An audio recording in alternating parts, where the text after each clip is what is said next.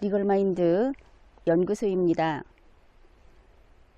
이곳은 포석곡 제5사지 번호 1, 2, 3, 4, 5해서 5사지 이 벽에 불상이 새겨져 있는 그런 곳입니다.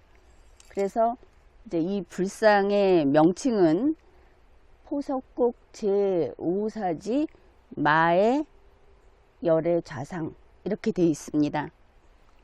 여기가 왜 제5사지인가 하면 지금 이 위에 이게 바위가 평평하게 있는데 잠시 후에 올라가서 소개를 하겠습니다. 그래, 마의 열의 좌상 이게 와보니까 다들 여기를 사진 촬영을 하고 그러는데 여기가 무엇으로 유명한가 하면 지금도 좀 이렇게 누릇누릇하게 보이지만 해질녘에 여기를 촬영을 하면 전체 불상이 황금빛으로 그렇게 빛이 환하게 빛이 나는 그런 불상으로 유명합니다. 그래서 사진 촬영하는 사람들이 선호하는, 애호하는 그런 곳이기도 한데 이 보니까 딱하게도 이 마의 열의 좌상은 지방 유형문화재로 지정도 안 되어 있고 당연히 보물도 아니고 그래서 지정이 되어 있지를 않습니다. 단지 제5사지에 이 바위벽에 새겨져 있는 불상이다 이렇게 되어 있는데 이 불상을 보면 물론 이제 지금은 저 얼굴이라든지 하는 부분은 좀 마모가 돼서 잘 보이지 않습니다. 이제 이 불상이 마의 열의 좌상. 그래서 이렇게 부조로 파여 있지 않고 우리가 보통 360도 다 판 것을 환조라고 하죠. 그리고 이제 전면만 튀어나온 것처럼 보이는 게 부조인데 이게 이제 부조라기보다 사실 좀 머리 부분은 부조처럼도 보이긴 보입니다. 그런데 어쨌든 선각이라고 봐야 할 것 같습니다. 선으로 이렇게 선각은 선으로 팠다 이렇게 하면 될 텐데 그래서 여기 안내판에는 뭐 선각 이렇게 붙어 있지는 않고 그냥 마의 열의 좌상 이렇게 돼 있습니다. 여기에 새겨진 부처는 열애다. 보살이 아니고 열애다 이런 것이죠.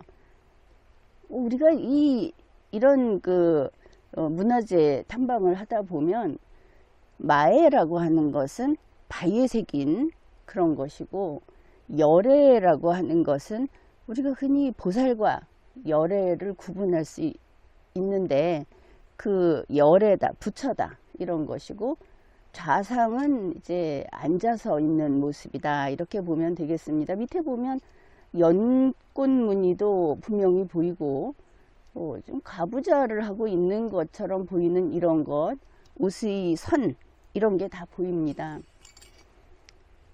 그래서 이 마의 열의 좌상이 이 정도라고 한다면 적어도 이 경상북도 지방 유형문화재로는 지정이 될 만하지 않겠는가. 그래서 특별히 좀 보존을 하고 또 우리 국민들이 와서 많이 볼 수 있게 그랬으면 좋겠다 하는 생각을 합니다. 시기는 좀 늦은 것으로 추정을 하고 있습니다. 앞으로 이걸 지정을 한다든지 하면서 좀 더 조사를 하면 어떻게 나올지 모르겠지만 현재 소개하는 바로는 늦으면 고려시대 초 정도까지로 이렇게 보고 있습니다. 여기에서 이제 이왕 이 황금 열의 좌상 사람들이 황금을 좋아하다 보니까 황금을 갖다 붙였는데 여기 왔으니까 우리 열애라고 하는 그 열애 열애란 어떤 존재인가, 그 이야기를 좀 해보겠습니다. 열애라고 하는 것은 그 같을 여자에다가 울 레자를 써서 쉽게 뜻이 들어오지 않죠. 같을 여 울 레, 글자는 아주 쉽습니다. 열애. 이 열애가 무엇인가 하니까 울 레가 있으면 갈 거도 있어야 하지 않겠는가, 이렇게 생각할 수 있지 않습니까? 이 열애는 여거에다가 열애를 합쳐서 그냥 열애라고 쓴다고 합니다. 여거도 물론 같을 여에다가 갈 거를 씁니다. 여거, 열애. 그래서 이 여거가 무엇인가? 그거는 처음에 진리를 향해서 가는 것을 여거라고 합니다. 그러니까 진리를, 그 깨달음을 향하는 지혜, 그 지혜도 아무에게나 있는 것은 아니겠죠. 이게 여거. 그 다음에 열애라는 것은 깨닫고 그 진리로부터 우리 대중들, 중생들이 있는 이곳으로 오는 것, 이게 열애라고 합니다. 그러니까 대중들에게 왜 오는가? 그것은 이제 깨달은 자는 깨달았기 때문에 어떤 힘을, 능력을 갖고 있는데, 그 능력이 바로 자비심이라는 겁니다. 그 자비심을 지닌 자로서 우리 그 중생에게 와서 그 자비심이 발휘하는 영향력, 이게 나타난 게 이타행. 그냥 글자 그대로 보면 남을 이롭게 하는 어떤 것, 이제 이런 것을 베풀기 위해서 오는 것을 열애라고 하는 겁니다. 그래서 이타행이라는 말을 보고서 또 그냥 갈 수가 없지 않습니까? 왜냐하면 이렇게 찾아보면 승려도 그렇고 사업가도 그렇고 이타행이라는 말을 가지고 기고문도 내고 이렇게 쓴 게 많이 있었습니다. 근데 그들은 정말 이타를 이야기하고 있었습니다. 그래서 놀랍다, 대단하다. 인간은 이타라는 것이 굉장히 어려운 건데, 왜냐하면 사람은 바로 옆에 있는 사람과 자기를 두고 자기에게 벌이 자기를 쐈을 때 하고 자기 옆에 사람을 쐈을 때 하고, 그것을 인지하고 거기에 대해서 신경이 반응하고 감정이 움직이는 것은 확연하게 다른 겁니다. 천지 차이인 것이죠. 아무리 남을 자기처럼 이해한다고 하더라도 이것은 생물학적인 선을 넘어서는 것입니다. 바로 이런 존재인데, 인간은 모든 의사결정, 어떤 순간순간 의사결정을 한다든지 선택하고 지향하고 하는 이런 것이 항상 자기중심으로 되어 있습니다. 본질적으로. 그런데 이타행을 한다고 하는 것은 이제 자기 것을 다 버린 사람인가, 넋이 나간 사람인가, 이게 좀 심하다고 생각할지 모르지만 여기까지 생각을 해봐야 하는 겁니다. 그래서 글을 읽어본다든지 책을 읽어본다든지 하면 정말 내 것을 다 넘겨주겠다, 내가 남을 위해서 이렇게 하겠다, 또 했다, 이런 말을 하는데 가능합니다. 어떤 한 가지 사건, 한 점에서는 그런 일이 가능하고, 또 그런 일은 실제로는 의지를 갖고 한다기보다 의지 플러스 재반 여건이 그렇게 가게 만든 것이죠. 이제 그걸 나의 이타행이었다 하고 이야기를 할 수는 있습니다. 그런데 그게 아니고 매일매일 매 순간의 삶을 이타행을 실천하면서 살겠다, 누구는 그렇게 살아왔다. 이런 이야기를 하는 것 자체가 결국 내가 좀 야박하게 말을 하겠습니다. 그런 말을 하는 것 자체가 용렬한 인간들의 말잔치다. 이런 것입니다. 그냥 평범하게 살아가면서 남에게 해나 끼치지 않으면 그러면 그게 일반 인간으로서는 이타행인데 지금 열애를 이야기하는 게 아니고 이렇게 살아 숨쉬는 인간 이야기를 하는 겁니다. 그런데 저마다 남에게 뭔가를 베풀었다. 늘 베풀고 산다. 아니 베푸는 것이 직업이다. 이거 얼마나 모순인지 아십니까? 베푸는데 직업이면 베풀므로써 수익을 얻는 것인데 애초에 모순이 되는 것이죠.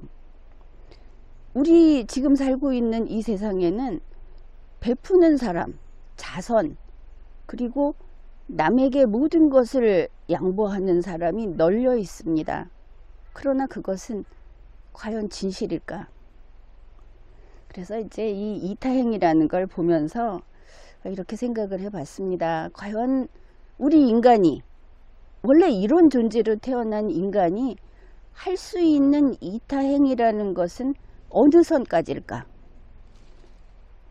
나로서는 이렇게 생각을 했습니다.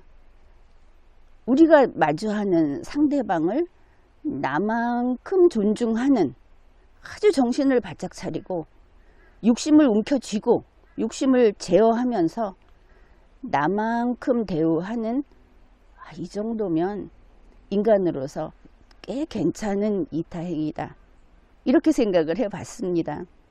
아무튼 열애라는 것은 이렇게 자비라는 것을 깨달음으로써 자비의 능력을 지니고 이타행을 하러 오는 그런 자다.